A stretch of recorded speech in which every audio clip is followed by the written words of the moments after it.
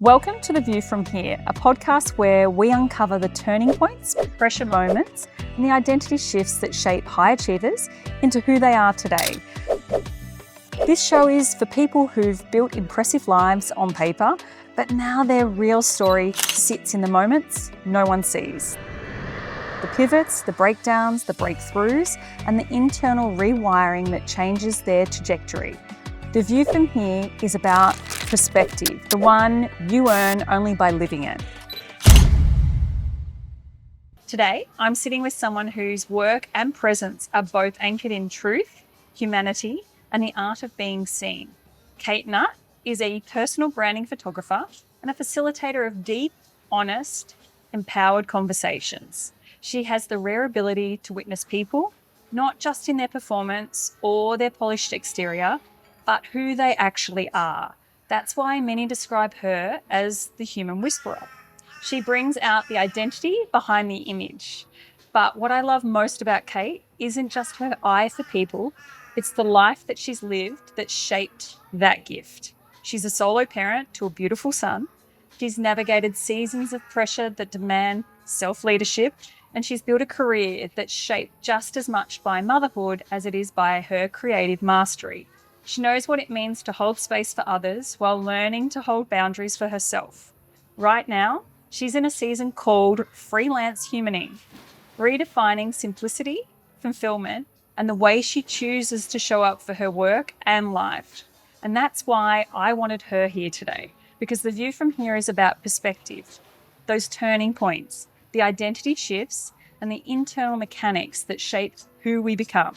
And Kate sees the world through a lens that is deeply human, deeply intuitive, and deeply hers. Kate, I'm super grateful to have you here. That was amazing. Because you're amazing. Oh, no, you've actually made me understand the power of reflection. Yeah.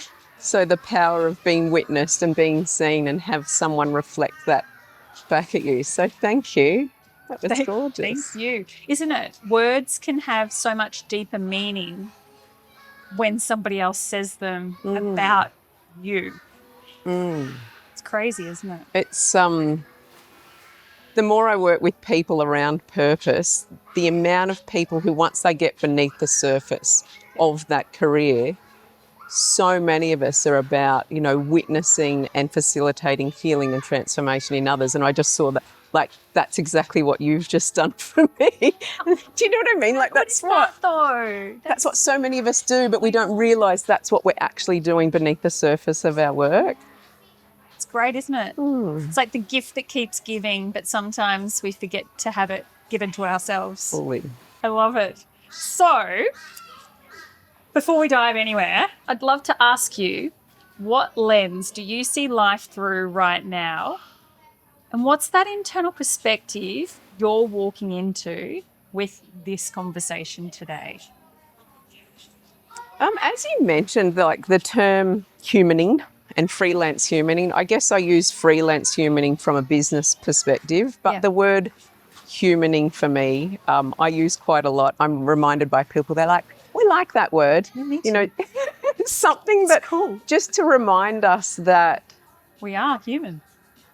That we're also much greater than that. That we are these spirits and souls and part of a collective that's having this very small, finite human experience. Mm-hmm. And, I think through both joys and challenges, sometimes, more so the challenges, when you're really in the thick of discomfort, health, death even, or even just professional challenges, I think it's important to be able to zoom out and go, I'm having a full human experience there. It's not good or bad, it's human. Yep.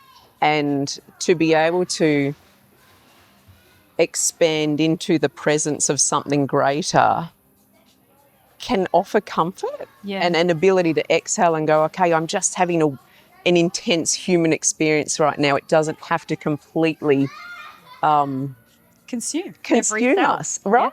Yeah. Yes. So, actually understanding that we are just having this human experience has really helped me to be more comfortable in discomfort and go, And I heard it referred to recently by someone else as an experience is a win. It's a human experience. It doesn't matter if it's positive or negative, it's an experience. So our soul has actually achieved something by having that human experience. So so I'm just trying, I guess, even in my professional arena, like witnessing that soul's perspective, I think is where I'm at, and trusting the process, the very small process of human life, which is finite and little compared to the vastness of our actual reality. I love that. It's so grounding to realize it's just a moment. It doesn't have to be an eternity either. So you said it, it's that lens, it's that perspective, it's that it doesn't have to be so consuming, and knowing that it can be short-lived helps you process it in the moment, not avoid it, not run from it. It helps you to witness it from a broader perspective rather than just be drowning in a difficult experience, I think. And I guess the mantra beneath that for me at the moment is I trust life. And I've taken that from a teacher, a spiritual teacher that I have. I trust life. I just trust life to guide me through challenge and process to emerge in whatever way my soul wanted to emerge. When you say trust life, do you trust the process but still create opportunities to act and implement certain things, but trust that it will still ride its course? Or do you sit in it for your highest evolution? Not trust that it's going to be comfortable or positive or negative, but just trust that it's for my highest evolution. And that, particularly sitting in discomfort, I think we so often want to get to the known outcome, and not sit in uncertainty for very long. And, for me, just having that guiding path of I just trust this process. And often part of the richness of an experience is actually being in that discomfort, not knowing where it's going to lead you. I love that. Being able to sit without necessarily having it all mapped out, and being okay. Do you think that comes from a lot of deep identity work that you now know more with who you are today, that you can create that space for that process? I think it's from learning one of my approaches to life. I know a lot of people are goal oriented. It's like, I want this outcome, I want this achievement, I want this goal. And I learnt this in an exercise group. They're like, Kate, what is your goal? Like, we need a goal weight or a goal measurement of your waist. And I'm like, I don't have a goal. I just want to be here with people and, get energetic flow in my body, and circulation's my goal, but not an outcome. And it's helped me to really fall in love with journey and process and direction rather than what an outcome's meant to look like, because as we know, life kind of has its way with us and guides us often in a direction that's not exactly where we thought we would be. And I don't resonate with that worrying of, okay, I failed because I didn't end up where I thought I would be. So I think it's a self-protection mechanism to some degree, is like, instead of shooting for one goal and failing at it, why not commit to this journey in a direction and then allow the universe to conspire the best outcome? Or is the goal to enjoy the journey and what it delivers in the process? Your goal isn't the end of the line. To be journey oriented rather than outcome oriented. There it is. Journey orientated is the goal, not the outcome. And what made you double down? You said, oh, maybe it's a protective thing. Do you think there was ever something that happened where you were made to feel, or you felt that you failed because of that? Sure. So, becoming a photographer, I only studied photography because I didn't get into the Air Force. So I was rejected from the Air Force, which is a whole other story. And so I went, I'll just study photography until I work out what I want to do with my life. And so that was the first part where the universe guided me towards a certain outcome. And I'm so wired for photography as opposed to fighter pilot. Divine intervention. And then even within photography, I think at uni, everyone's like, oh, we all want to be fashion photographers. That was the glamorous goal. Yep. And then life had its way with me. And that just wasn't even an option. Not only did I not align with that career, but my life and my responsibilities didn't even allow me to try and practice that career. I guess, becoming a mum guided me towards personal branding photography in a interesting, practical way. Like I was shooting weddings, as you know, and family. Kate shot my wedding many moons ago. Photographing weddings and portraits, and my whole weekend was being taken up by that. And I was missing out on my son. I wasn't available to parents. So my assistant, aka business manager at the time, said, well, we need to find an outlet, like a niche for you that can operate in school hours. And she was like, business people, let's photograph business people. So it was just like a logistical strategy to photograph business people in school hours. And then once I started showing up for these personal branding shoots, I found my call. I was pushed into my calling. And I was like, that's when I found, I felt most rewarded was photographing people who were pursuing their own purpose. And what was it that was so rewarding? What was the difference? Because obviously somebody on their wedding day is happy. Well, hopefully. That was rewarding too, but I felt... What was the difference? I was able to get a lot of positive feedback internally and it not compromise my home life. But so I just catch myself, and I've got video recordings of myself going, I can't believe they're paying me to do this, So I would rock up to a shoot and have these massive conversations with people, working with pioneers in their field. So I would just sit there learning with the camera for 2 hours, like really learning the nuts and bolts from an expert, and also offering my insight of how I could see their unique alignment to that purpose. So it was a two-way street that they got to feel witnessed and seen in their uniqueness. And I get to learn from, the source. I didn't have to download the book or read it or do the course or anything. I'd get to learn from the source. And I would just walk away so inspired, but then also felt like I'd played a part in helping them to see their brilliance. Wow. So I just come out of these shoots just going, that was amazing. They pay me for that experience? Like, I can't believe it. I would do that any day of the week. So I just felt so rewarded, and it fit into school hours.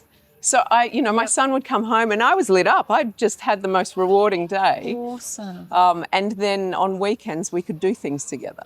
Amazing. And did you see a difference in him and the connection you two had because of that change, not just in the availability to be around when he needed you or was around outside of school, but also kind of energetically and emotionally?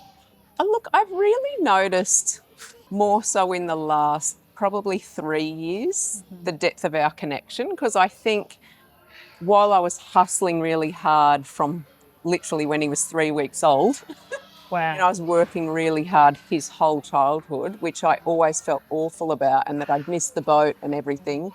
And then, working my work into school hours, and then even further, like scaling back again when I closed the studio, being really available to him over the last 3 years. I'm starting to see him really open up to me and trust me with the inner workings of his human, you know? And so, I have started to see, as far as 14-year-old boys go, like he actually really opens up to me and includes me in his world. And, 5 or 10 years ago, I would have said, I'm failing at this. I'm not really fully bonded with my child, but lately I have. Interesting, not fully bonded with the child. Do you think that was just a perception you had because of that hustle period, or do you think it was actually there in hindsight? I think our bond was different. He was safe in me that I compromised everything to keep us provided for. Yeah. You know, so, and I was always there, you know, in crisis, but not just day to day. Like I really felt like work took 90% of my life and I was really only present for my home life in such a small way.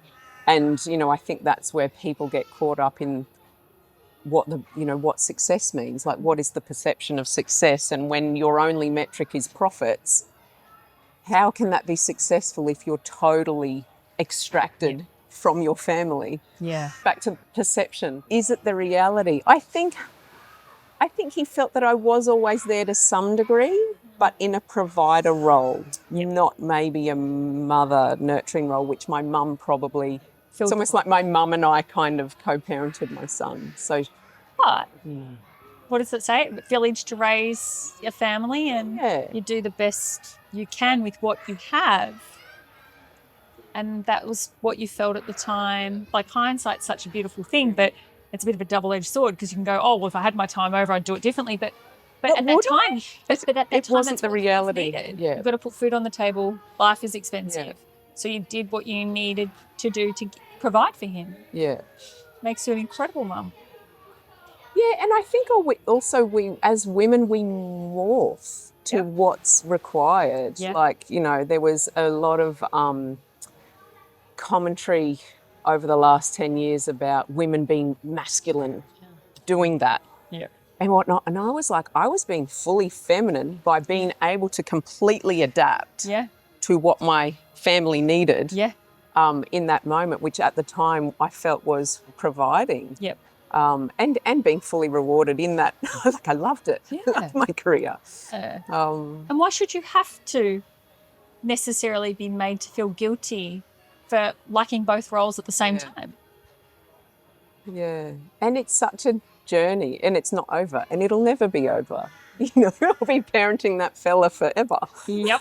I know. The theory that you raise a child till they're 18 and then that finishes, it's like, it starts. It's a lot. It's a life sentence. You think about your family, right? And your parents. I still call my mum to offload something that's happened for the day, and fully. She's always there. Yeah. And I love that. And it's such a safe space. Yeah. And I think that's what being a mum is. There's different seasons, and in that season you needed to double down on work to create and career to create financial security. Like, and we've, you know, in a place with the highest homelessness, we've got our home. We've got our anchored home that no one can take from us. And you did that. And we did that. He doesn't have to change schools or change environments month to month. We secured that. And I think, actually proud of myself for pivoting there, not going, you know, when people get the taste for, I guess, financial reward, and you just keep pushing for more and more and more and more and more. I didn't. I actually went, we have enough. Now I'm going to pivot and settle more into that parenting, that at-home mother role instead of hustling. You know, you get lost in the pursuit of hustle. Which is infamous because, like, what is enough? Yeah. But I love that about you, and that comes into very much having that clarity around your boundaries, your values. And Did you say I had clarity around boundaries? Well, thanks. You can manifest that one for me. Yeah, we were just talking about boundaries off camera, let's talk about that, because that statement and that clarity around the boundaries, though, with your family and income and what you needed, and then being able to shift it to be more present in the different seasons, that takes a lot of internal strength and clear boundaries. But interestingly enough, you were saying that you think there's ever changing, I guess, formulas, what boundaries are. Tell us about what happened when you lack the clarity around boundaries. You don't have to say all of the situation, but just give some context about where you learned a really valuable lesson. I think before we even get to boundaries, I think it's almost the downside to this strength that many of us have about seeing the best in people. Great and segue. Also somewhat, I feel like I'm a recovering people pleaser. as well. So, wanting people to feel, in photography, I want people to feel safe and comfortable to be their unique self. So I give people a lot of space to stretch and, be their sometimes quirky self. And I love that. It's all about bringing that out. But then in my personal life, I found that I allow people to be very flawed and to really compromise, well, in some ways violate, my boundaries, even if I verbalize them. And I'm caught, my nature is then caught in this place between helping them to feel comfortable and protecting myself. I think I still will compromise myself to make sure that they're comfortable and just lose my boundaries altogether. Question, is it making them feel comfortable, or is it making you feel comfortable in the discomfort of that situation? I'm finding it very challenging to develop having a voice live, like having boundaries live in the moment. I'm great in retrospect, and I will fight to get my footing after something's gone wrong. But in the moment, I'm finding it really hard to, you know what, this isn't okay. No, you can't just walk into my tiny home and help yourself. Like I'm great after the fact, but in the moment, I think I'm really learning to attune to how I feel and then vocalize that. And I've seen someone do this recently, Andrea, in our in Candid Conversations. We were going around the circle, and everyone has 5 to 10 minutes to, share where they're at in life and what they're working through and a few tips and life hacks. And one of the girls invited this person to speak, and she said, actually, I missed last week. I'm just reattuning myself to the group. I missed you all so much, but I don't want to speak yet. Can you come back to me? And we went around the circle. I was like, that was your contribution. Like saying no was the most beautiful example of honouring, actually, no, I'm not comfortable with this. Come back to me. Whereas people pleaser would have gone, you've caught me off guard, but I'm going to just try and wing it anyway. You know what I mean? And then that comes from a fear nervous system response rather than being able to speak from safety and integrity. You flounder a little bit, don't you? Interesting. Oh, so you just reminded me of a term that I thought of recently around integrity.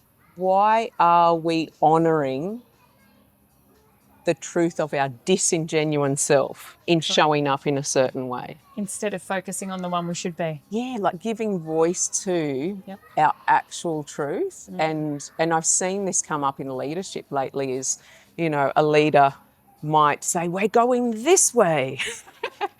And then circumstance and new information comes to light and they're like, actually, inside we're like, okay, this isn't really the right direction anymore. But in an effort not to destabilize everyone or look like they're not strong and stable, they keep heading towards that original goal.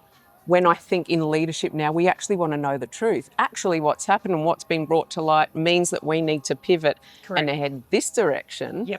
And that's leading with integrity now. But I think so many people are still like, no, I said we were going to do this. We've got to go this way. I don't want to look. There it is. And it's same with, like it's what you were saying about even shifting a date, a launch date or a deadline. It's actually, no, we can't do this. I cancelled an event last year and got so much praise because I was like, this is too much for me right now. I'm just going to call it off. And everyone was like, instead of like, you're not following through with your word and everything, I got so much praise going, thank you for honouring your own health. And because then it opens space for people to start listening to themselves and realising the world doesn't fall apart when really the only promise you're breaking is with yourself when you don't honour it.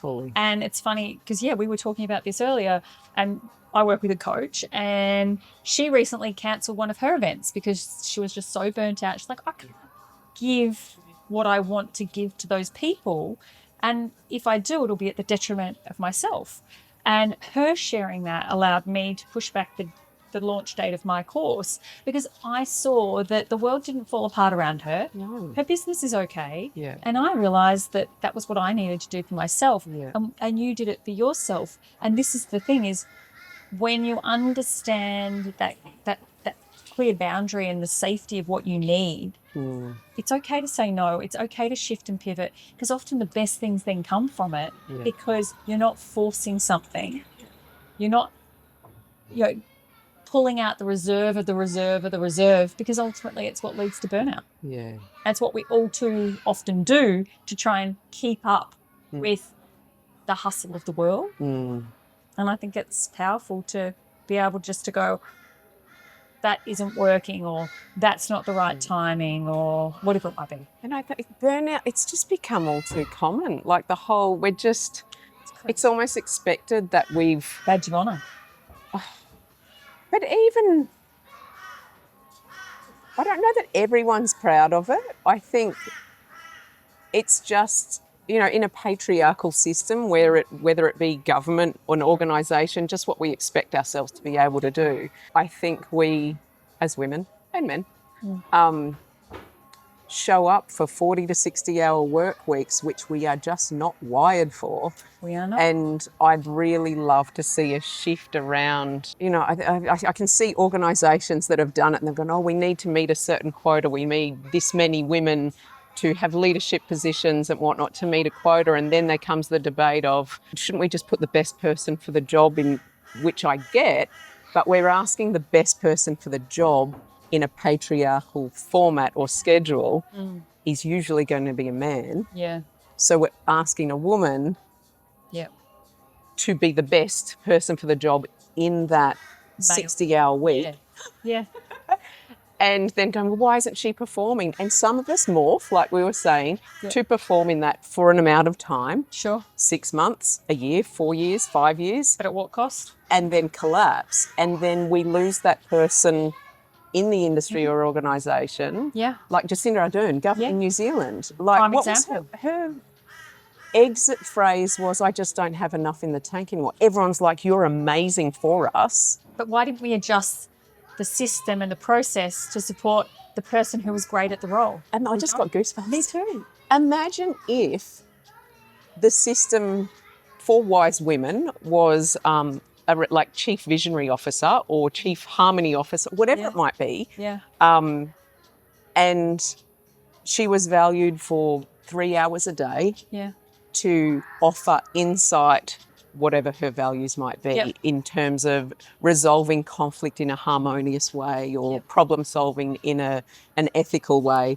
And then there were operators, male or female, whoever's got the nervous system for it, to carry out those functions. But, there was this channel for women growing into wise women to actually show up in a way that nurtures their nervous system. Yep. And then imagine having 30 years of Jacinda Ardern's voice feeding into politics. Amazing. But instead, there was a few years and then she burnt out. And yet we've not done anything about it. We've just gone, okay, next. Women can't do that in a patriarchal system. Yep.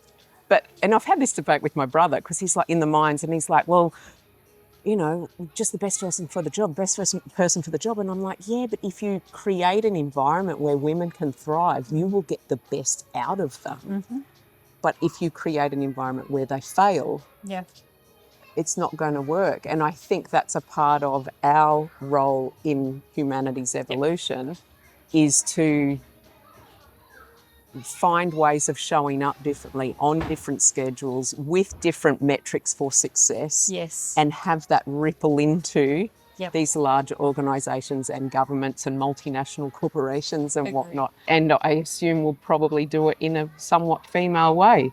Just do it within ourselves. Yep. Or why not a hybrid effect? Because at the end of the day, most systems were built off a very male-dominated industry because women weren't allowed to work.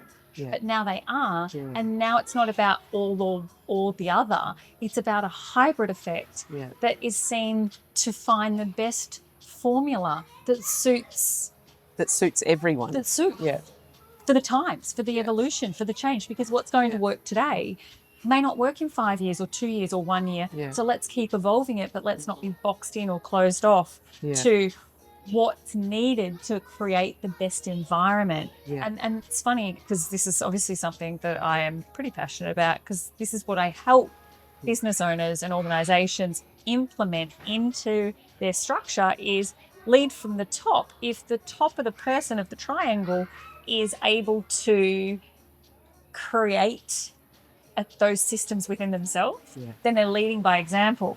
And it was Insight on the ABC that did a great segment on this with doctors, because the medical industry is cooked, because it's expected you work 90-hour weeks. Like, that's just rite of passage. That's what you do. And this panel was talking about this, that they had all these intern doctors and also still at uni level doctors coming through, and then it had the ones that have been in the industry for 40, 50 years. And they're all saying that the old school ones were saying, well, this is just what you have to do because that's what we did. And it's like, no, wrong line. Just because you did it doesn't mean it's right. And the new ones are saying, well, we've got the highest suicide rate, the highest dropout rate, burnout rate. This is not working. And they're like, well, you're just soft. And it's like, instead of creating the blame game of who's right and wrong, let's look at what we can do to create the change to support what's not working. And that's the health industry. And that is the ones prescribing and describing and diagnosing whether we're all okay. That's the top tier. So if we can fix the culture, it starts to shift down. But stop making excuses or blaming people for being weak. Let's start looking at this is the beauty of people working for themselves also, you know, creating schedules and formats that work, structures that support their uniqueness, like their, you know, as time's gone on for me, when I did do 60 hours and then 40 hours as a mum and scaled back. And now I'm like, I've got 2 hours of power a day. Love it. Like, but you know, I just kind of now schedule my day around that and fit my self-nourishing things around it. Yeah. There is no way I would work anywhere near 8 hours in a day, let alone 10, 12 or 14. If you know that it's quality over quantity and your quality is 2, then make it count. Yeah. Like, make it as worthy of what you need to do in those hours to get what you need to get done. Then the gift is that you're doing that for yourself. But in my 20s, I wasn't 2 hours a day. I was still collecting all the techniques and the tools and whatnot. But, you know, to be able to adapt. And there might be some general guides to what, you know, for women working 3 weeks out of 4 weeks generally, or, you know, things like that in their youth, and then working towards, you know, the wise women phase where it might be, oh, I come in for 1 conversation a month to help keep this organisation on track. Yeah. And then the environment then nurtures us to be in our fullest power. Yeah. It's seasons of life, isn't it? Yeah. I always say it's seasons of life, and that's what creates equilibrium. Because when you lose balance or equilibrium, people think that balance needs to just be this. It's not. It's about this.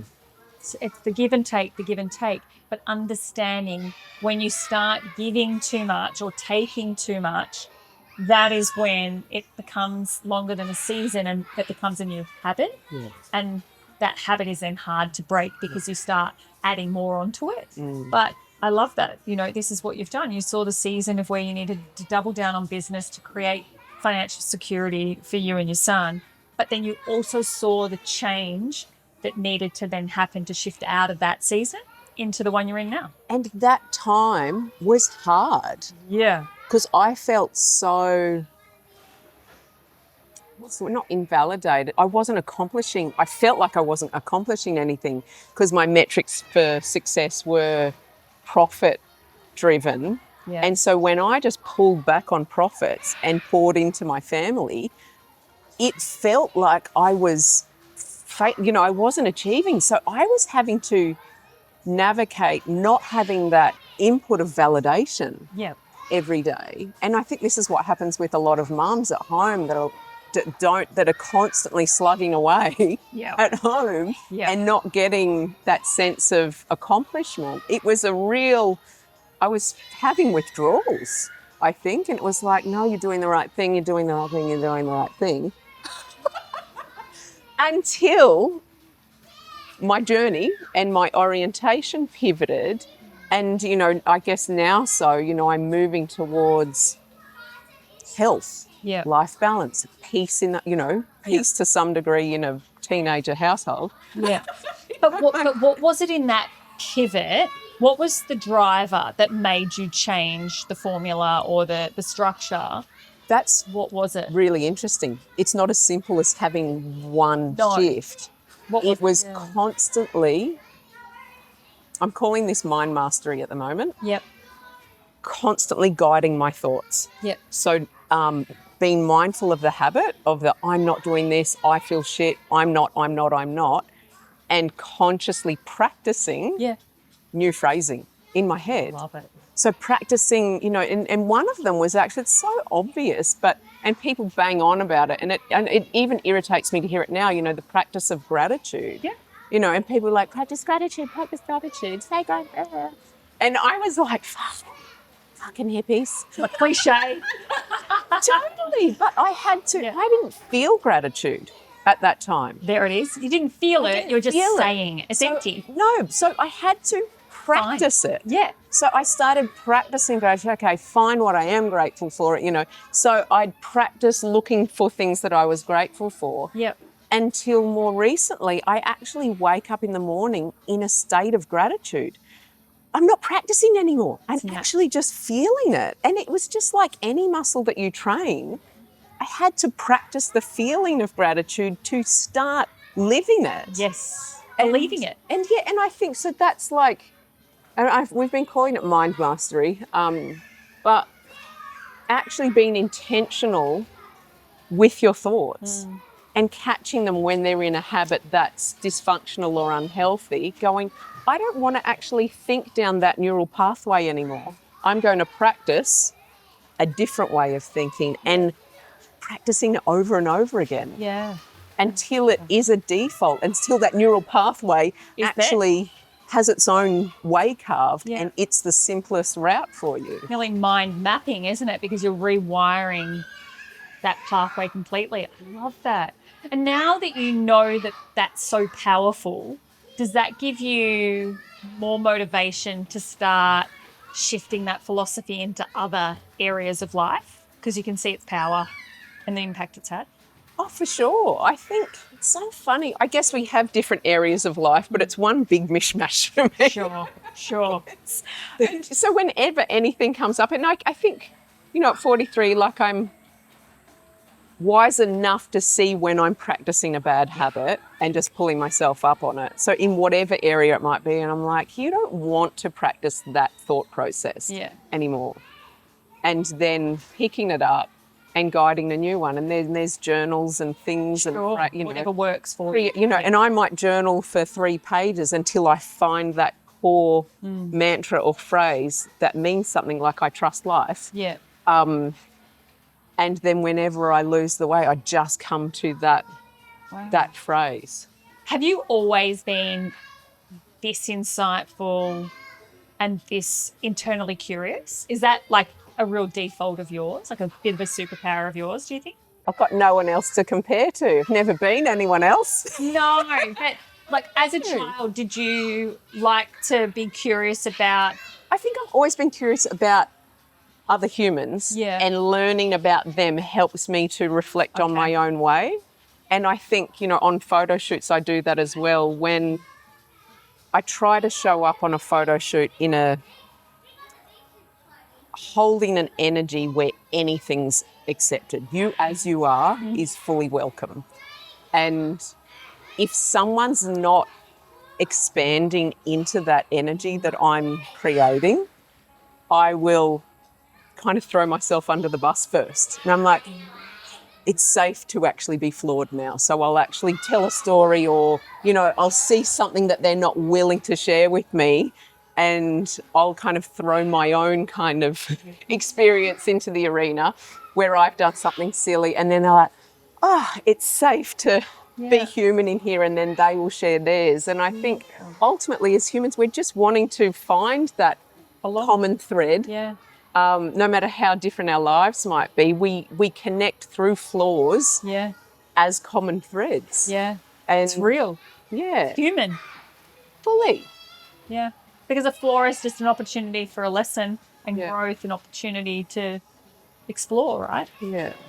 It's not failure. Yeah, and I think it's, back to like, people, I think we used to think that we were inspired by achievement and accomplishment. Yeah. I don't think people are. They're inspired by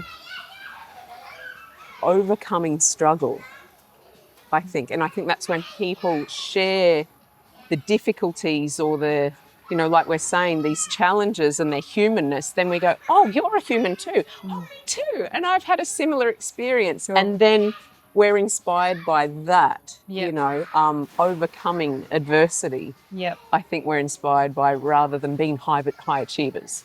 And I guess being able to see someone overcome adversity and achieving allows you to see what's possible if you can work through your own obstacles, right? So maybe it's a bit of a two-way street because it gives them hope that if there's things that they desire and that they would like to have as opportunities, they can. Anything's possible. But do you think some people get lost in, I guess it's keeping up with the Joneses, and they forget to make it a personalised path for themselves and they try to replicate others? Yeah. I think Hollywood has a lot to answer for in terms of painting the picture of what relationships are meant to look like, what families are meant to look like, everything like that. In the close circles that I operate within, none of them look like that at all. And we really need to find our own true expression of what our lives look like. Maybe inspired by some similarities with others, but it's so rare that 2.4 children, white picket fence. That's so, like, do you know anyone with that perfect? Well, and it's funny because in my head I just go, but is that even what I want? And it's like, no. But you have to give yourself permission to not want that. And I think it's like being able to say you don't want that. Totally. And it's like choosing clothing that suits your body rather than what's on trend. Totally. It's like choosing a life that suits your soul and the life you were given, rather than trying to bend yourself into something. I am not that. I don't fit into that white picket fence picture at all. But did you ever experience, because I know personally for me, I think especially in your teens, even into sometimes your early 20s, you don't know that you don't have to be those things. I think maybe society do today with more things being openly talked about. Fully. But in our generation, I think that I just assumed, like if I go very generic, that you left school, you went to university, you met a partner, you got married, you had kids. Yeah. I don't know if I ever really thought much beyond that. But I just thought that's what the formula was. Whereas I feel like there was some point in probably my late 20s, all of a sudden one day I woke up and I went, oh my God, I design this life for me and what I want. But it took a long time to hear my own voice on what that actually was, because there was so much noise around. Is that something that you can relate to? Oh, totally. And I think we're talking about short form content. Yeah. I think one of the beautiful aspects of social media and people just creating their own content and showing their own lives is that we're getting to see space for variation, different ways of doing things. It's not all in the hands of Hollywood and their rom-coms. Or a supermodel. Yeah. Right? Like it's actually, and look, still we're curated to some degree, but we're seeing diversity within that. Yeah. And it's offering permission for us to do things a different way. Love it. And, we were just talking, my boyfriend and I were talking this morning about our sons and their young relationships and how mature they are. Yeah. And I was like, were you like this at 14? I was like, no. But they're approaching relationship even as teenagers differently. Oh, boy. It's beautiful. And do you credit that to the openness that you and your partner have had with those deep conversations that you now have with children, whereas I don't remember the baby boomer generation really having that. Maybe they didn't have that level of Homer and Marge Simpson used to argue in the car with the doors shut. Yeah. Yeah, that's right. Yeah. I had this conversation with a client recently. We were looking at family structure and things, and I said, "Oh, question: Have you ever seen your parents argue?" And she looked at me dead point on and said, "No." I said, "Do you think that they ever did?" She goes, "Oh, yeah, absolutely. I'm sure they did." Yeah. It's like the fact that you never saw how they ruptured and repaired means you've not learned a skill that you now need as an adult, and you just nailed it. The Simpsons, they went and hid it from their kids. Yeah. Whereas now we talk about it. Yeah, well, We I learn. guess we have more open conversations, but they're also seeing it in other places, you know, YouTube and whatnot, which Yeah. I think is getting a bit of a deadline this week. Under 16s can't be on social media. All social media in Australia. Yeah. Yeah. But then I spoke to my They've got ways around it already. cousin's son. Won't throw you under the bus. And he was like, "Oh, there's a million ways to get around it." Oh, yeah, they've already got all the ways around it. I was like, But yeah. and they're probably using social media to spread the awareness.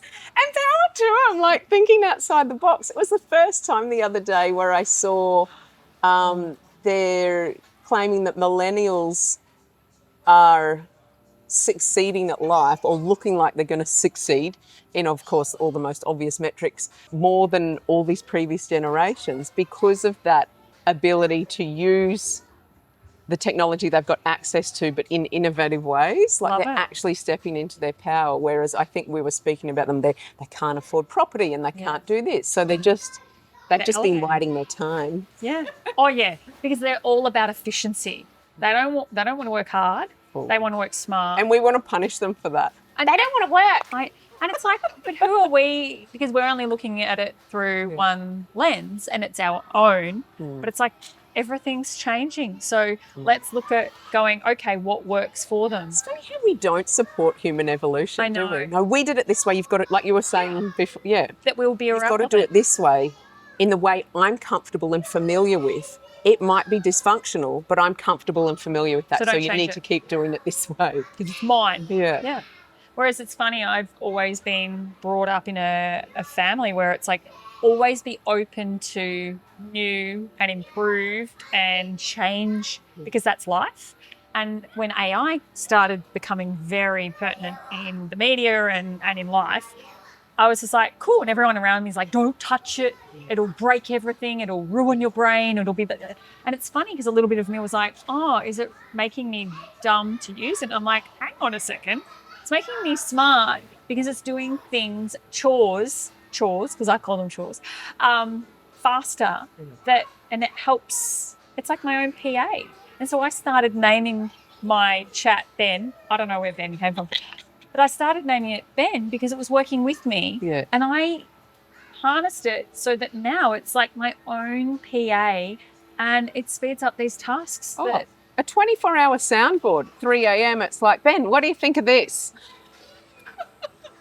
Funny. That was me on Saturday morning at 1:30 a.m. I didn't know how to solve a tech problem with these cameras. And I was like, Ben, if I had answered it and I went back to sleep. Yeah. I was like, thanks, Ben. Yeah. Yeah. Whereas who would I ask? Wow. I'd have to wait till Monday. This is the thing. It's like, don't be scared of what you don't know. Be curious and see what it opens the doors for. Curiosity. Awesome word. Superpower. For anything. For everything. Yeah. Curiosity in relationship. Curiosity in dysfunction, you know. Yeah. Two Everything. heads like, oh, well, let me try and understand where you're coming from. Yeah. But people run on too much fear that they haven't got the capacity to be open to be curious because it might make them feel even more uncomfortable. Yeah. Comfort with discomfort. You mentioned it earlier on. It's comfort with discomfort. Inhale, exhale. Yeah. Because it's not everything has to feel good. Yeah. Not everything has to feel calm or perfect or okay. It's just sometimes you have to know that it's okay to not be okay. Season of life. Another season. It's not made of all highs, is it? No, definitely isn't. And that's interesting because that's a good segue for me. So you've been brand photographer now for quite a few years, but then you started, and you mentioned it earlier, Candid Conversation. which is another project that you've developed, which is incredible, by the way. Tell us, how did that come about and what inspired it? I feel like even though it's got nothing to do with photography, it was a natural progression from what I was experiencing on the photo shoot. So, like I said, I discovered the underlying purpose of my photo shoots was more about witnessing people, learning from them, and also reflecting back to them the brilliant human that I could see. And as I work in branding photography with people and helping them to step out into the world and be visible in their uniqueness, I discovered that maybe I can just offer that purpose without the trade that I'm used to, being photography.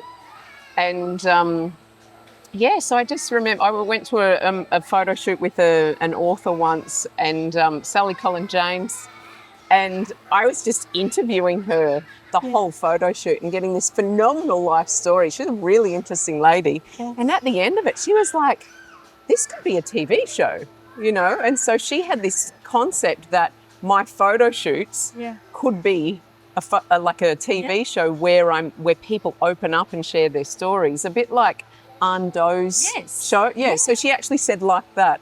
And by the time I got home, she had emailed me. So I opened, in my inbox, there was an email from her saying, and it was she'd written a synopsis for a TV show called Candid, where I have these conversations with people. And that kind of just sat in the background for a number of years as I just kept cultivating these beautiful connections with people.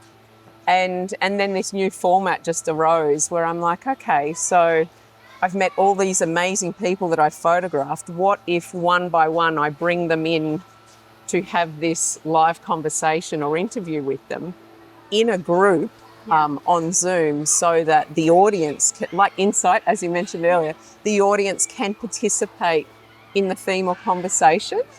And I was cruising along the beach one morning and I took a video talking about it. I'm like, I got this idea. Yeah, I remember you posting it. Candid Conversations. And so I spoke a little bit about it. In its infancy, there was no booking platform. There was no website. I had no fucking idea how I was going to do this, but I launched. Yep. I was like, I've got this idea. Who wants to be on board? I had 20. And I said me. I had 20 private messages from that video, which is actually a lot in a small audience. Totally. And I was like, okay, well, we're doing this. I talk about like the lily pads will appear as we walk. Yeah. So I'll develop the process as we go. Love it. And I felt like, because I work with a lot of women in business, I tried to be really transparent about that process. I'm like, I'm winging this, ladies. We're co-creating together. I'll do my best, but just sing out if I've missed something. Yeah. And we created this platform where we met weekly and had, a guest speaker on a topic, and everyone added aspects of their lives and how they were inspired by that theme, and created this awesome community where, it feeds back to, I think, what I've taken from Candid Conversations, apart from what it's offered each of us as individuals, a supportive community, learning from each other, walking beside each other through the challenges of life, which was an amazing byproduct that we didn't foresee. On the outside, like as a collective, it's helped me to see this is how wise women or men, like wise elders, come together, share wisdom, and can offer that insight to organisations. That's why I got inspired about how can we offer better leadership with other organisations, and it's through creating a space for elders to share their wisdom. It's like a tribal council, take your issue, your conflict to the tribal council, and they will, through their lived experience, offer insight and support on the path forward. Love that. And you're right, it is that platform, it is that open conversation, it's safe. But that's the biggest thing, isn't it? It's creating safety for people to share and trust that it's a genuine, authentic space. But it comes back to you facilitating it and the person that you are and the capacity that you have to sit in discomfort. And I wonder if that comes from being a single parent, raising a child, having to build a business, creating all of that yourself. that's on you for creating community connection and just being the breath of fresh air that you are. Like, I think you bring that everywhere you go. That's you. That's what people are drawn to. I think I take two things from that. Thank you. Yeah. Love these reflections. You're welcome. There's another soul parent in the group, Yeah. and we laugh because she launches events with lots of people. Like, she does amazing things, and I'm like, girl, you are so brave. And both of us laugh. Like, these brave things we do, we're like, this is piss easy compared to parenting alone. There it is. It's like we find our home life so challenging. Yeah. That launching something to the public is a walk in the park. It's like, Wow. So it's all perspective. but also, what's the worst that can happen? You learn. Like, very little. Like, you know, when helping people with social media, I'm like, what's the worst? Something, if you publish something and no one watches it, what, like, they just scroll past? So? Well, it gives you time to improve until you produce something that people notice because you've grown with the process and been able to tap into what was missing in the beginning. Yeah. Like, it's just, And I think, like, back to what you were saying about that, and you're right, everyone that shows up in that group they're beautiful people. attunes to this authentic, we are accepted frequency. And I think there's something in that for your role as a coach, Yeah. any role as a healer, anyone teaching, is to provide a frequency that when people come into your presence, they instantly attune to that and then they feel safe to do all of those things. Yeah. So if I am just showing up authentically, it's all good, girls, let's You're go. mirroring. Yeah. So people attune to that, and then I like to say, like, actually there was one client pointed out to me, she's like, oh, you just hold such a broad emotional capacity on your photo shoots that I feel safe Yep. to be myself. And you do. You And definitely. it's a frequency thing, Yeah. though. And like I said in the photo shoots, if someone's not feeling safe, I work harder. And I'm like, you know, the shoes come off, Yeah. I'll start squatting on the ground, and I'm like, I really try and to their earth level. them. Yeah. Well, it's almost the opposite. If they're like really in their professional persona and the guard's not coming down, I get lower and lower to the earth to go, we're just kids playing around in the mud. Like, Yeah. it's all good. And they'll just come down like a knot until they feel safe to expand in that space. But that comes from lived experience, which is what I talked about in the opener, is that you have to have lived it to be able to resonate, and your ability to tap into all of those valuable lessons and still remember and be mindful of those means that you can now deliver them. You're such a natural teacher because you teach by example Lived experience, yeah, sure. And sharing stories. and sharing stories. And I think that's the beautiful part of this leadership that I look forward to, if we'll be alive for it, I don't know, where the elders are sharing stories that resonate Yeah, of how they've navigated discomfort. love it. It's powerful. And it's funny when we talk about all of this, because I think a really big thing that you just made me reflect on, because I was part of Candid Conversation for a little while as well, is I just finished my master's when I came into Candid, and I'd been so in that tertiary, very logical mind, Cerebral. oh my God. And I'd been, I don't want to say brainwashed because that's a bit extreme, but probably. I really struggled to hear my own voice because in it I had all this information and I was so inspired by all this new knowledge, but I didn't know how to merge my two worlds together. And what Candid allowed me to do was realize there was still a separation and I needed to step away so that I could tap into who I was and how I could comfortably merge it all together to then be in that new season of me. But what you did was allow me to realize there was still a disconnect there.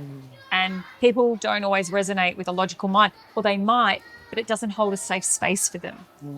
And then when you merge the two together and find that new voice, find that new, I guess, flow and rhythm, that's where the beauty is. But you helped me realize there was a disconnect there. awesome, I think.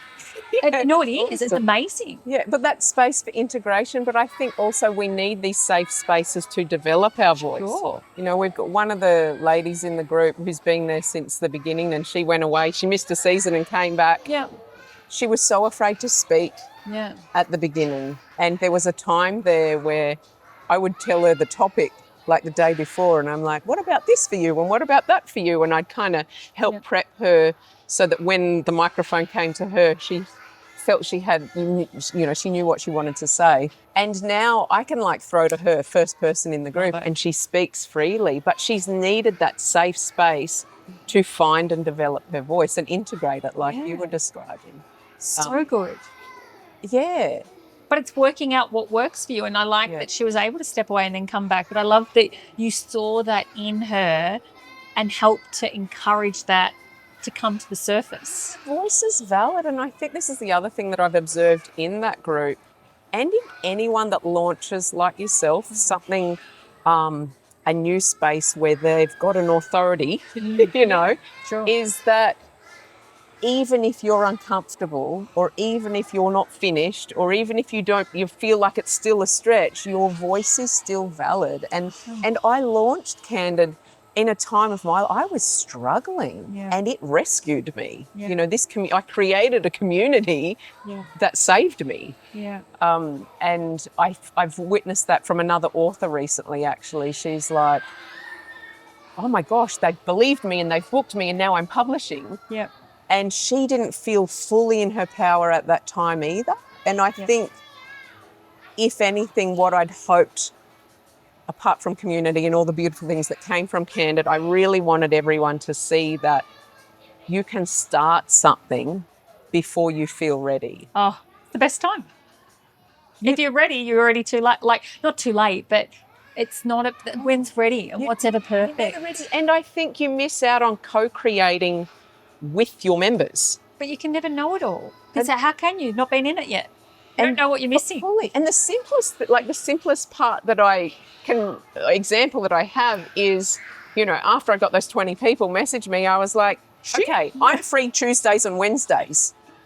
And then it was a vote. Do you know what I mean? What day was going to be most available to everyone? And so I got to co-create that. If I had just said, oh, it's Thursdays, everyone, no one was available, that would have been a problem. And then I would have taken that no one showing up as, oh, fuck, it was wrong. I failed. But when you co-create the platform with everyone, they help, and they become a valued part of it, and people like to be valued in what they're doing. Love that.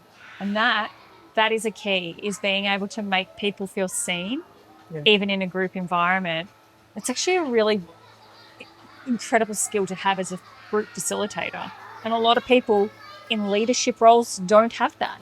They're so focused on themselves and what works. And you nailed it. If I'd said it was Thursday, then I would have been closed off to creating a collaboration.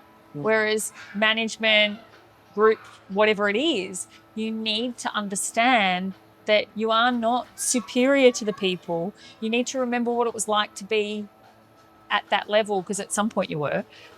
What did you need in those moments? You need to feel a part of something, and that's what you do so well, is you make people feel a part of it. Well, thanks, mate. I just don't want to do it on my own. But then but you found what works for you then, is you don't have to make all the decisions. You give them options, but they work for you too. And I think, and that was what I had to master also, is boundaries. There's that work. So co-creating, taking input, and still being the shepherd. They're words that they, you know, still guiding it in what felt true to me. Yeah, and the vision. And going, yes, I'm hearing you, I like that. This doesn't work for this reason. I see us going this way. But I just, you know, if you want something to succeed, and in this sense of succeed, I mean be snapped up by your audience, then include them in the decisions. So I'm like, okay, should we go this way or that way? And then not only do they help you guide it, but they then feel invested. They're like, oh, well, this was my idea, we're going there. They're more committed because they want to be a part of what they actually asked for. They're more loyal to it, aren't they? It's such a different way of looking at leadership. So that really, and this is, and crucify me for I've spoken a lot about femaleness in this, but Yep. female You are one. leadership is thinking about Yeah. everyone, changing the metric from profit Me. to shareholders or what's going to make me look the best or the most superior, and like what's going to be good for everyone here, and how can we support us as individuals and participate in humanity's evolution. Love it. So good. But it's being true to you. You know, they say that a female functions at her best when she doesn't have to live just in her masculine. There'll be elements of masculine. I don't love the masculine feminine conversations because I think it boxes you into things. Yeah. But it's just about what works for you. And this is what works for you. And this is when you're feeling your best and feeling your most grounded and get to be who you want to be right now. Then if that works for you, great. And it's showing because things are flowing. When there's flow, you've put the pieces of the puzzle together. Yeah. And I love that. I think people need to know that they have permission to guide something where they want to. Because, working with people around visibility and social media, I can't do that, I can't say that. And I'm Yeah, like, you can. who's this imaginary authority? Like, are you God-fearing? Like, what is this? Was there someone, and I actually asked them, is there someone in your life Yep. that you feel is going to crucify you Yep. for going this direction? And sometimes there is. They're like, oh, I'm just afraid what Dad will think, or There it is. and then sometimes there's no one. But That's what they've conjured up in their own I'm mind. not allowed to do that. Yeah. And I'm like, according to who? Yeah. There's no, Yeah. well, maybe some people believe there is a God authority that says what you can and can't do. But for me, it's like, no, you're allowed to try this and you're allowed to fail. But I love that about how you speak. You really own who you are, you fully embody it, and you're unapologetically who you are. But I'm so curious, is it something that you were brought up in being encouraged to be, or has it come from feeling you couldn't and now you've embodied it because that's who you want to be? Or is it a bit of column A or a bit of column B? I've thought about this a bit recently, about gifted with a pretty good nervous system, which comes from, all those things in life. So even attachment style. So having a very available mother, and someone who encouraged creativity, and becoming a mother, looking at her and going, fuck, she did a great job because she let me mess the house up. I'm like, don't do that. I'm like, I don't want my son to do things because it'll create mess. But Mum, like, we were creative. Like, I took every sheet from the linen cupboard and created cities, Yeah. Love it. of forts and whatnot throughout the house. Dragged the mattresses off the beds, and when we weren't doing that, I was creating cash registers with thumbtacks and paints, and there was just craft everywhere all the time, and there was no fear of messing the place. She let us create and do things. It's not that we had plenty of no's, but around safety and whatnot. Sure. But in terms of expressing ourselves and trying things, she was like, what do you need? She was right there with us. I think there's definitely a cheat code in secure upbringing, for sure. But I think beyond that, the nervous system. So if you didn't have a secure upbringing, I'd be working on healing the nervous system so that you feel safe in any environment. And I think treating yourself, actually, this is back to front, but treating yourself as you treat your friends, as your others, you're safe. I want you to be safe and free to create as you are and express yourself as you are. Treat yourself that way. I love that. But nervous system's massive. Oh, so undervalued. But to be able to find safety, to be able to understand there's even anything to repair is self-awareness and curiosity. But often people don't know that until there's a really pivotal point in their life that makes them, like a failed relationship or burnout or something quite catastrophic in their current state, that makes them reflect and then do the work.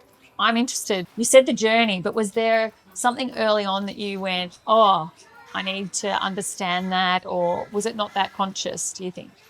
I think a lot of it wasn't conscious because I feel safe even when I'm not. Do you know what I mean? Like, Where does that come from, though? it is a nervous system thing this lifetime. There's an ancestral thing for me. My grandfather's surname Strong. Like it was like spoken into our bloodline, Yeah. you know, to be strong. But I think, you know, I know people spend so much time equipping themselves with cerebral Sure. tools and whatnot. How about just that sense of safety? Can I cultivate safety so that even when I'm uncomfortable, I'm still safe. I can be okay trying something new? Yeah, I love that. There is so much internal strength. I want to be really clear about this. I had someone comment on one of my comments online today and attacked what safety was, but they took it all to a physical capacity. But when we're talking about strength in what you're talking about, we're talking about that internal function and grounding and presence that you create. That's strength. That's that very. It's not even. I don't think it's palpable. It's just a feel. It's a feeling, isn't it? Look, if I was to, and you're right, like I definitely just embodied it and I took it for granted. And my mum has actually had to pull me up on it. She's like, you know, That's not common. and you've also had, you know, you take for granted the safe life you've had.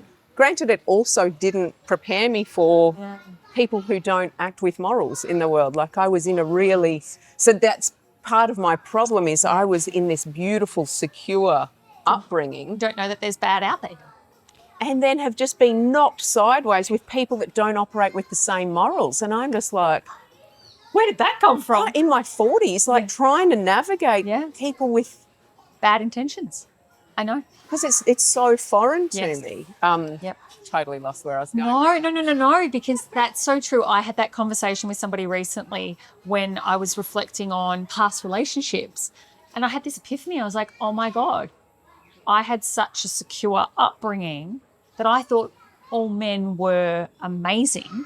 And so when I went into the big bad world as an adult, not big bad world, but into the world as an adult, I was blindsided by the fact that people can be dressed up nice, but be the wolf underneath, you know, that kind of that philosophy. But I was so blindsided by them, and it took me by such surprise that I didn't have the defense tools to navigate around that. And so I made the mistake probably a handful, 2-3 times, until I went, oh, that's where that comes from. But I learned from those things. But that's right. Sometimes people go, oh, it's just privilege to be able to say, yeah, but even privilege comes with its own drawback that you have to learn. That not everyone has your best interests at heart. Oh, And maybe still that's practicing that. Well, but that's what I'm thinking is when you were saying, oh, you know, blindsided by lack of boundaries or in the moment being able to act on it, is it because as a child and growing up, you never had to? So it didn't develop, but you're developing it now. Totally. And now awareness creates your ability to act. And witnessing others, like watching Andrea say, you know what, I'm not ready to speak now. Come back to me. And I'm like, wow, I found that so inspiring that she knew in the moment what her needs were and expressed them. And I was like, wow. Love it. You're not just going to perform because we asked you and hand you a microphone. Yeah. Like, Dance. no. Yeah. But back to that internal sense of safety. Yeah. I think something that can be learnt and cultivated is back to that perspective of the human experience, that there is a deeper part to us, whether you visualize it as an expanded being or a soulful being or a deep being in your belly, that you are safe as a soul no matter what is going on around you, whether it's health, abuse, whatever. Somewhere deep in there or vast out there is this soul that is experiencing humanness. Yeah. And if you can, I can think that's the only thing that's led me to a spiritual practice is finding a safe perspective on whatever's occurring in life is just my little human I love it. doing that thing. Yeah. No, I love that. And I always think when people talk about that internal safety, I go back to the book, The Happiest Man Alive. Have you read it? Incredible. And what I got from it was he was Jewish, taken into one of the German concentration camps, and he was the only one that survived. And he now lives in Sydney, and he wrote this book. And the whole concept that came from it for me was safety is what you have within you, and no one can take that from you. And that's what he drew upon. He's like, they can make me lick their shoe, they can make me do anything, but what they can't take away from me is what's inside of me, because that's mine. And that is what he accredits to surviving. Wow. Is that he just doubled down on that inside. They can never take that away from him. But there's something beyond his human form. I know. It's that mental, it's something in his being that he just knew to tap in and go into that.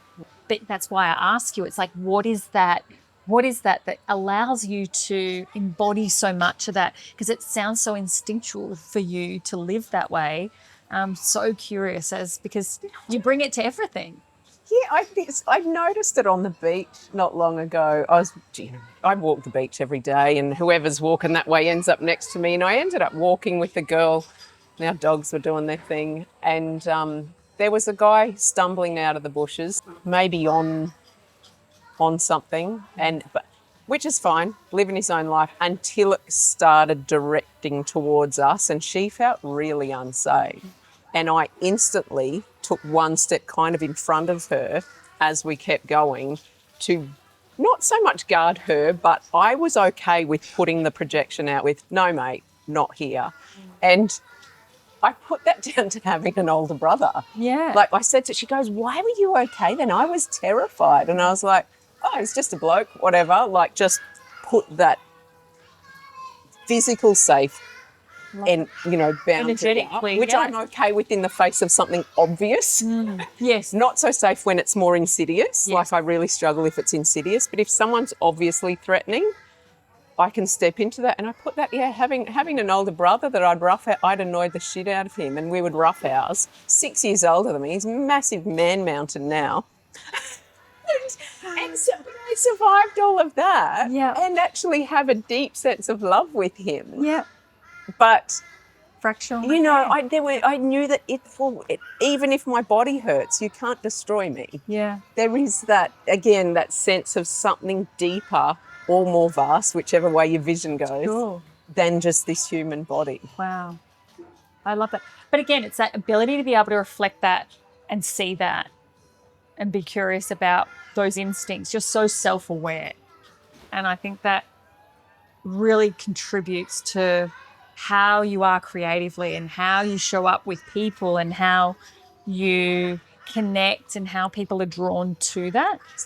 Talking a lot. I think a lot. Yeah, you're a deep thinker. Yeah, and that was where I was interested before is I think that you are a deep thinker. And when you said, oh, I've only lived one life, I only know what I know, but it's that you're innately curious. And I've seen that a lot with high achievers is we're all deep thinkers. We're always questioning and wondering and mirroring and trialing and seeing how that fits. And, oh, no, that doesn't work. But you're safe enough to go, that didn't work for me, I'm going to pivot over here. Yeah. But that comes from knowing inside that it'll be okay. Yeah. But you're so grounded on that. I think there's an awareness.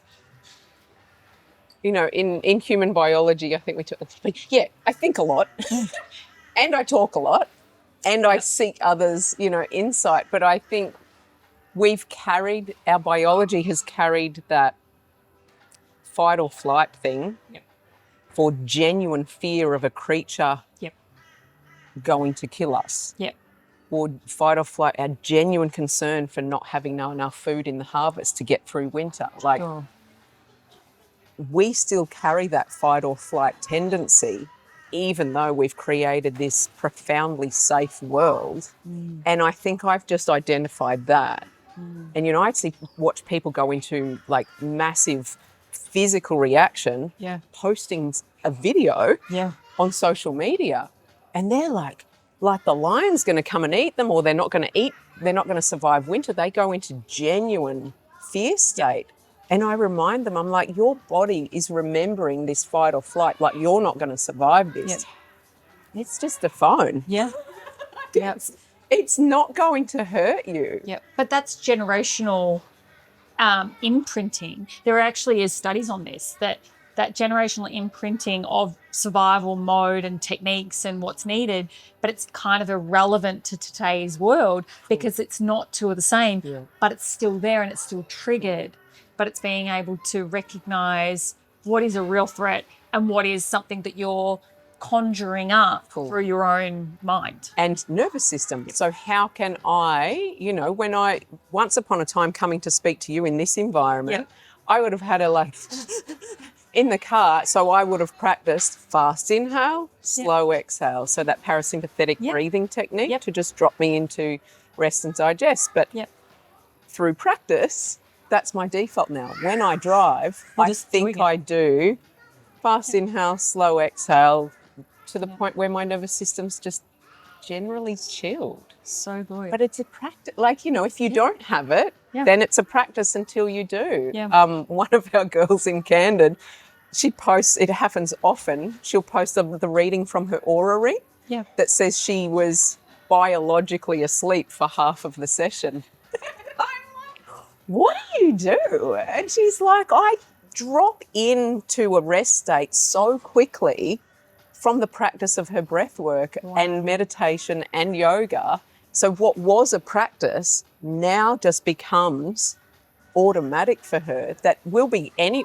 We went to an event and she's like, oh, my aura ring says I was asleep for most of that. Wow. Yeah, it's just another practice. And I think we've got access to so much information.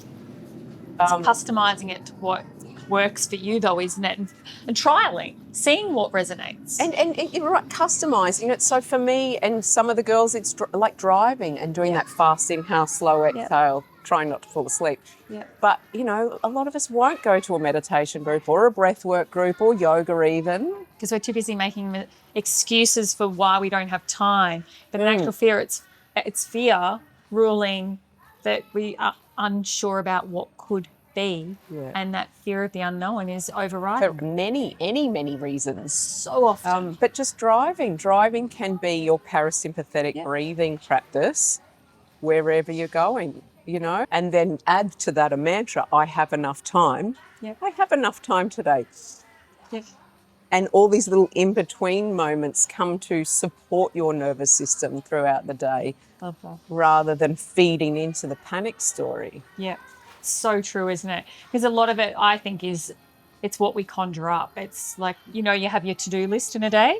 And I try not to now have set routines or time frames because all it did was create more feelings of failure. And somebody said to me recently, oh, what's your morning routine? And I was like,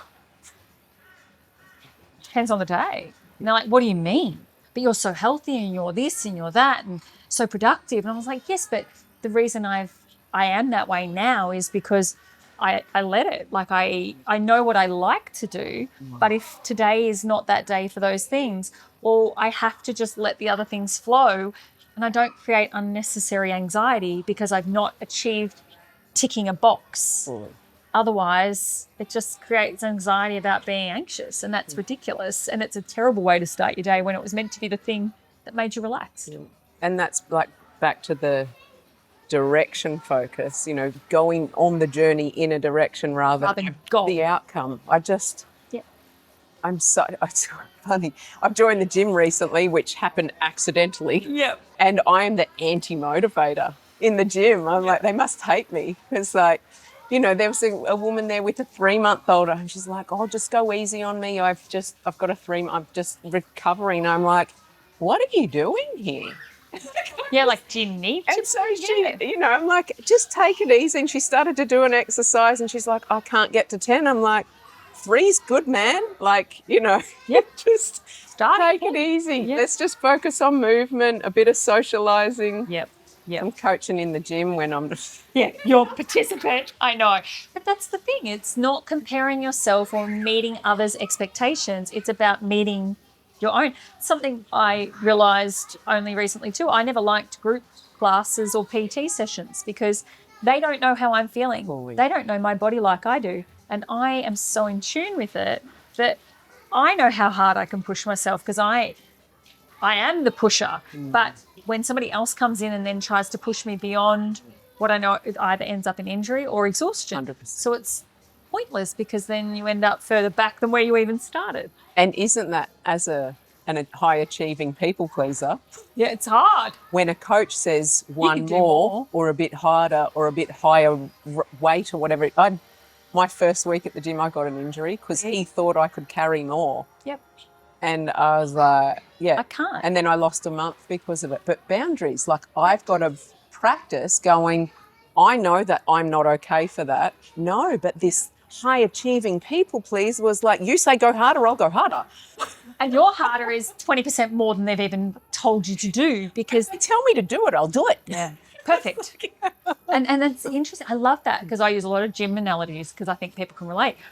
I always said to PTs over the years, I can't deadlift. And like, yes, you can. Everyone can. I'm like, I can't deadlift. And like, yes, you can. And I'm like, biomechanically, my body doesn't sit in the right position to do it correctly. And because of those X, Y, and Z that I know because of the industries I've worked in, I cannot. And they're like, get out of your own head and just do. I'm like, no, I'm telling you that physiologically my body doesn't work on those axes. I can't get into the right safe position to do it. I'm not going to do it. And it's like, what part aren't you listening to? I feel so sorry that you've had to over-explain that I know. to defend yourself. Tell me to get out of my own head. No, I'm telling you that I end up with a back injury because I can't physically get to that position. Give me something else, because if you can't be creative enough to give me another exercise that replicates what needs to switch on to get the benefits of a deadlift, then that's on you. Yeah. But don't belittle me in this moment.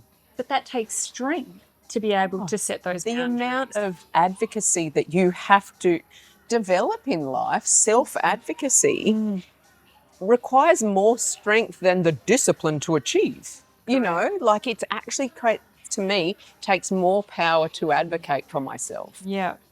And that's what you've just got in bucket loads. And I really want, I just love it because it oozes out of you. And I've known it from the time I first met you. You just, like, if I could just bottle this up to try and show you what it looks like, it just oozes out of your pores. I know that doesn't sound very nice, but it does. It just, you embody and encompass everything that you truly believe in. And it's just this internal strength and safety. It's so foundational within you that I'm sure is what draws people to you, but also makes what you touch turn to gold, because it's just who you are. You are so authentically you. What a reflection. Oh, it's just beautiful. And it's honestly how I've always felt. But the more I've seen of you over, because we've known each other, 10 years, it just resonates. It's just stronger and stronger. And that's what I want people to understand about you, is that this is you. This is so you, but it's not common. And I want you to praise yourself and reflect on that, because it's incredible. I'm really practicing receiving at the moment. So there's one that we call practice. Thank you. Not good with compliments. No, I'm actually practicing that. That was a beautiful reflection. Something that I say a lot is I don't mind being hated for the right reasons. Beautiful. That's why you're passionate online and you're okay with it. If I'm misunderstood and not liked for that, I'm uncomfortable with being misunderstood. I don't like to be misrepresented or misunderstood. Yep. But if I believe in something, I'll die on a hill over it. Do you know what I mean? Like I have no problems being disliked for my truth. Oh. But that because you operate from that foundation that you've built, and you can hold space for honesty and integrity. I'm okay with me. That's amazing. I've been challenged recently on some stuff. We need you to operate like this, or I need you to operate so that I feel safe. And I'm like, you know what? I'm okay with me and my integrity. Maybe you need to work on nervous system stuff. Wow. to be okay in yourself. Good. But I'm okay with me. But not many people have the strength to be able to speak up in that. The people pleaser would come out and be like, how can I make you feel safer? Yeah. Whereas it's like, no, that's for you to explore. And I'm happy to hold safety for you to explore that here. But you don't take it on. I love that. That is boundaries. So you say you're not good at boundaries. Okay, maybe one element, but generally When I'm not clear about something. But if I'm clear about something, you're good. also a bull at a gate, Taurus. Taurus and an Aries here. What could go wrong? So cool. It's so good. And look, I know I've taken up so much of your time. So I'd like to do one closing question. So the question was, when you think about the view from here, your view right now, what do you hope people listening take away from your journey? I guess starting with that people can customise their format, their schedule, their route to suit them, to suit themselves, their bodies, their health, their nervous system, their responsibilities. And I like to orientate towards a direction and the journey, not the outcome, because I think to have one set goal is actually really limiting. I think we as humans have more of an alignment to, I'm going to go this direction with this kind of theme, and then allow the universe to conspire with you, and to allow your audience to co-collaborate with what you create. And I think what we create with those other elements is far greater than this limited idea that we thought it needed to look like. It also prevents us from that sense of failure. Oh, I didn't get that. I ended up here. But actually, here is phenomenal because I've taken in all of these other co-creators with me. So get rid of goals. I don't like goals. So heading off in a direction and feeling accomplished with steps in that direction rather than achievements at the end for me. I love that. On a spiritual level, maybe that sense of we are something deeper or greater than just our human navigating along. I think that frees us up to not be drowning in discomfort of that human experience and actually go, wow, a greater perspective of look at my little humaning along there and going through something challenging right now, grief or loss or health or whatever it might be. Wow, she's getting a full human experience. So having that wider perspective instead of really feeling engulfed in a difficult experience. So, for me, if some of them are professional experience, some of them are spiritual, and hey, if we can merge all of it, that's a well-rounded human experience. Beautiful. Well, you have been an absolute treasure, and I love being a part of your journey, but watching all that you do because, like I said, everything you touch turns to gold. And you are just a ray of sunshine. So thank you so much for joining me on The View from here. And I can't wait to do this again and see what the next project is in the future. But thank you for allowing me to sit here with you today. Thanks for your reflections. It was nice to receive those reflections. So I really do. I think that you're incredible at what you do, and I just love that strength that you radiate. So I think that's what I draw from it, and it inspires me as well. So thank you. Thanks, darling. That's bloody gorgeous.